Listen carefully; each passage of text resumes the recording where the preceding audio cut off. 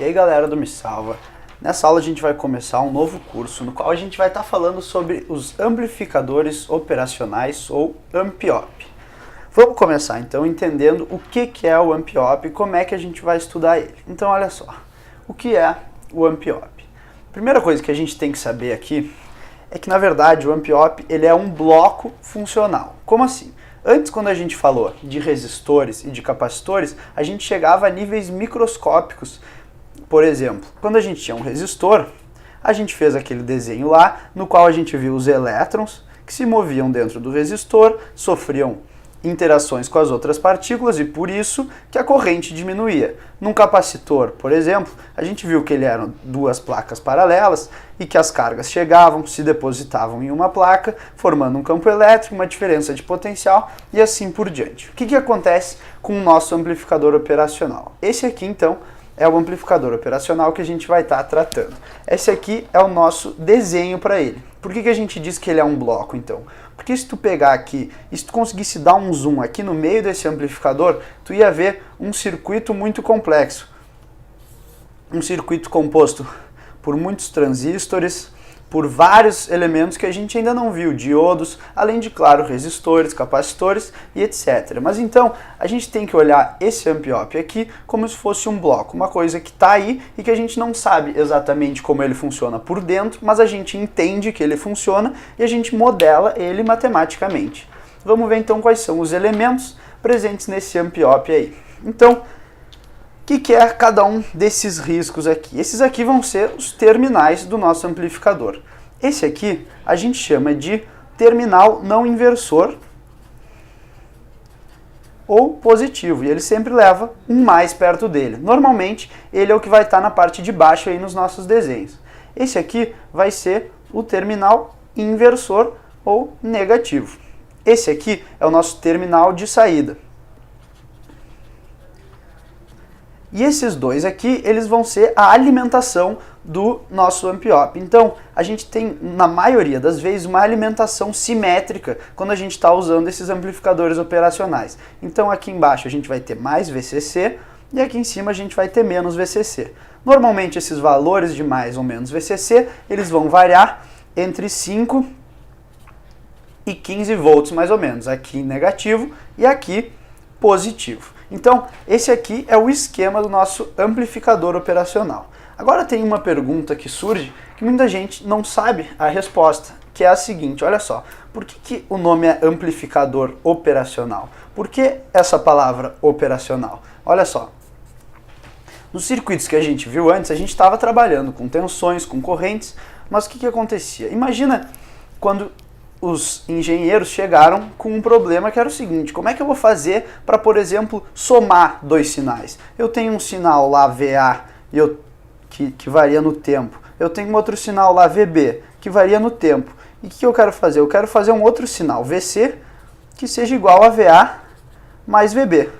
Como é que eu vou fazer isso? Por isso então que o nome é amplificador operacional. Não por causa dessa única operação, mas porque, olha só, esse amplificador ele vai nos permitir fazer várias operações matemáticas, como a soma, subtração, inclusive integração, diferenciação no tempo, multiplicação, exponencial, o logaritmo, entre outras aí. Por isso que o nome é operacional, então, é porque ele faz operações matemáticas. Vamos entender então como é que é o funcionamento mais básico aí desse nosso AMP-OP, porque daí nas outras aulas a gente vai começar a falar aí das nossas configurações e do AMP-OP ideal. Então olha aqui, o funcionamento do AMP-OP é o seguinte, lembra lá que a gente tinha um terminal positivo e um negativo. O que acontece? A saída desse nosso AMP-OP aqui, ela vai depender da diferença entre a entrada positiva e a entrada negativa. Então vai ser o seguinte, ó, a gente vai chamar aquela saída lá de VO. O VO ele vai ser igual à diferença entre a entrada positiva, V+, e a entrada negativa, V-. Só que isso multiplicado por uma constante característica do AMP-OP, que a gente vai chamar aqui de A. Então, olha só, esse A ele é uma constante e é uma constante com valor muito alto. Isso aí tu vai ter que entender e vai ficar mais claro aí nas próximas aulas também. Além disso, o que acontece? Nesse nosso circuito, lembra que a gente tinha aqui, ó, menos VCC e mais VCC. Então imagina que a gente tem aqui uma tensão muito grande e aqui uma tensão muito pequena. Daí tu vai pegar essa diferença, vai dar um número grande. Então, um número grande, olha aqui, multiplicado por uma constante, grande também, vai dar um número maior ainda. Só que a gente tem uma restrição aqui na saída. Como a gente está alimentando esse amp-op com mais VCC e menos VCC, então o máximo de tensão que a gente pode ter na saída, com certeza vai ser mais VCC se for positivo ou menos VCC se for negativa. Então, essa aqui é uma restrição. Ó. O V0, que é a saída, ele vai ser isso aqui no que a gente vai chamar de região linear. Ele vai ser mais VCC, e ele vai ser menos VCC. Olha só. Essa aqui é a região linear e essas duas são as regiões não lineares ou saturadas. Quando é que vai passar para mais VCC? Então, quando esse valor aqui for maior que mais VCC. Então, essa aqui é a região linear e essas duas aqui são as regiões saturadas.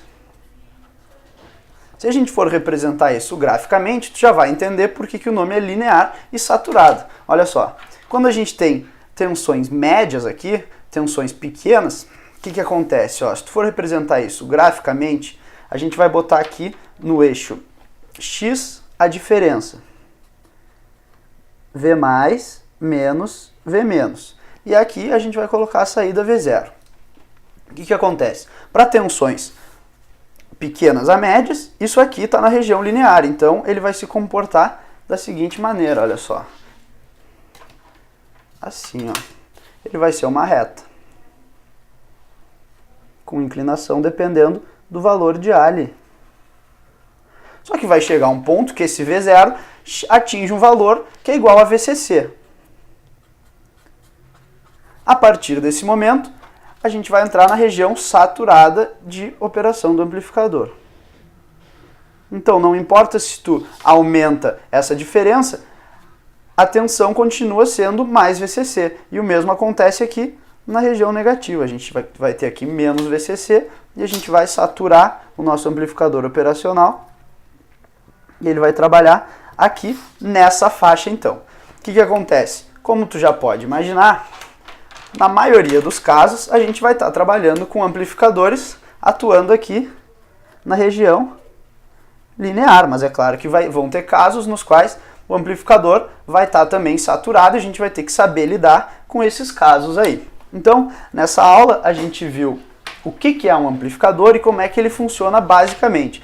Apesar disso, a gente ainda não viu como é que a gente vai analisar um circuito, por exemplo, com um amplificador. Então, na próxima aula, a gente vai falar sobre o amplificador operacional ideal, quais são as características dele, e depois a gente vai ver vários e vários blocos que usam amplificadores operacionais para fazer aquelas operações matemáticas que eu citei antes, para depois a gente conseguir, inclusive, projetar os nossos próprios circuitos usando aí esses amplificadores. O amplificador operacional ideal. Para isso a gente vai começar desenhando um modelo para ele e depois vamos chegar às conclusões de como é que funciona esse modelo aí. Então olha só, aqui a gente tem um princípio aqui do nosso modelo que eu vou ir complementando conforme eu explico. Então, esse aqui vai ser aquele nosso terminal negativo lá, que eu vou chamar de V-. Esse outro aqui vai ser o nosso terminal positivo ou não inversor, que eu vou chamar de V+. Onde é que está o nosso amplificador operacional aqui? Ele vai estar aqui, ó. Tudo isso aqui é como se fosse aquele nosso triângulozinho com mais ou menos e a saída, no qual esses aqui são as entradas lá. Então esse aqui é o nosso amplificador. Aqui a gente vai ter aquela saída VO e a gente tem as alimentações que eu tirei aqui desse modelo, que é um modelo bem básico. Então, olha só, o modelo do amplificador operacional, na verdade, é muito simples. Ó, a gente tem aqui as duas entradas e aqui a gente tem uma fonte dependente. Como é que vai se comportar essa fonte dependente? Ela vai ter a seguinte característica, essa fonte vai ser A vezes V+, menos V menos, como a gente já viu, lembra que a saída V0 era sempre A vezes V mais menos V menos, lembrando que isso aqui na região linear, ou seja, quando isso aqui tá entre mais ou menos o VCC lá. Então, algumas características a gente pode concluir a partir desse modelo. Olha só. O que vai acontecer? Primeira coisa, o que tu tem que notar? Isso aqui, ó. Percebe que essa corrente e essa corrente aqui são as duas nulas, porque é um circuito aberto aqui. Esse circuito aberto vai nos fornecer algumas das características do amplificador operacional ideal. Tem que lembrar que é o ideal, olha só. Então, I mais é igual a I menos, que é igual a zero. Essa é uma delas. Outra característica que a gente pode chegar aí é que a resistência de entrada do amplificador operacional, ou Rin, é muito grande, ou seja, ela tende ao infinito. Por isso que existe um circuito aberto aqui entre esses dois terminais. Além disso, ó, nota que essa corrente aqui, que a gente vai chamar de I0, ela não tem restrição, ou seja, a gente não tem nenhuma resistência associada a essa fonte aqui. Portanto, a resistência de saída do amplificador, ou Rout, ela tende a zero, ela é nula, ela é um fio. Além disso, uma das características que a gente vai estabelecer para esse amplificador operacional ser ideal é a seguinte: esse nosso ganho A aqui, ele vai ser infinito. A gente já vai ver o que isso aí vai implicar. Pode parecer meio estranho isso aí agora. Então o A também é infinito, tende ao infinito.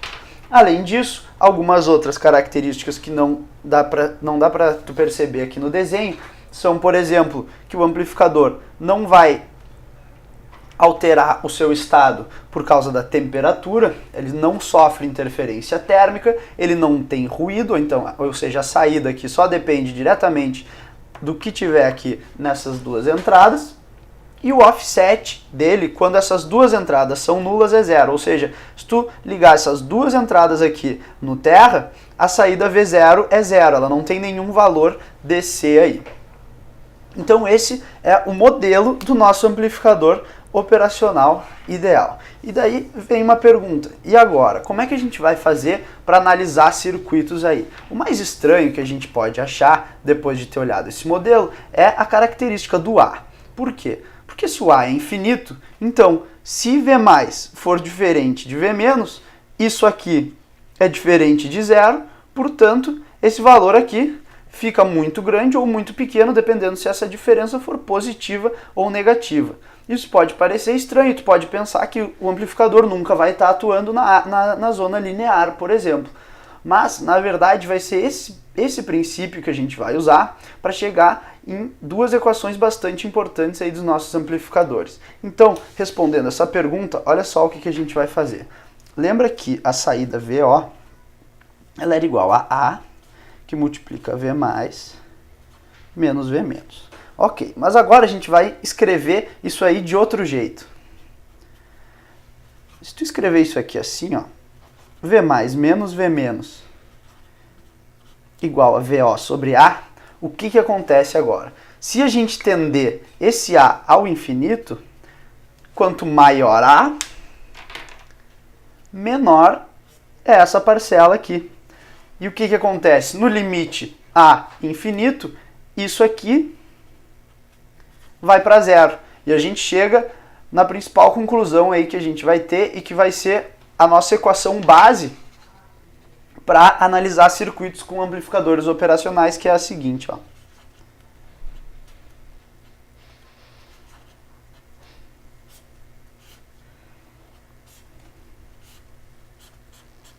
V mais igual a V menos.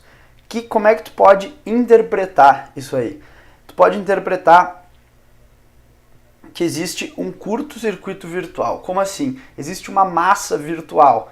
Por quê? Porque o amplificador operacional, o que ele vai fazer? Na verdade, ele vai forçar as duas entradas a terem o mesmo valor. E a partir daí que tu vai conseguir analisar os teus circuitos. E essa aqui vai ser a relação mais importante que a gente vai ter aí para analisar circuitos com amplificadores operacionais. Além disso, o que vai ser muito importante é a outra característica que a gente viu, que é essa aqui. E mais igual a zero e menos também igual a zero. Isso aqui, essas duas equações, esse conjunto aqui, essas três na verdade, elas vão fazer com que tu consiga resolver os teus circuitos com amplificadores operacionais ideais. O que vai acontecer? Normalmente, principalmente agora, no início, a gente vai ter uma configuração que a gente chama de realimentação negativa. Isso significa que a gente vai pegar esse ponto aqui do circuito e a gente vai ligar com esse ponto aqui do circuito. E isso aí vai causar um efeito bastante interessante que a gente vai discutir na próxima aula, que vai ser quando a gente vai começar a analisar circuitos e a gente vai ver o primeiro circuito básico com amplificador operacional ideal, que é o circuito amplificador inversor de fase aí. Então, era isso por essa aula, espero que tenham entendido esse modelo aqui. Nas próximas aulas a gente vai começar a realmente analisar esses circuitos com amplificadores operacionais. Até lá!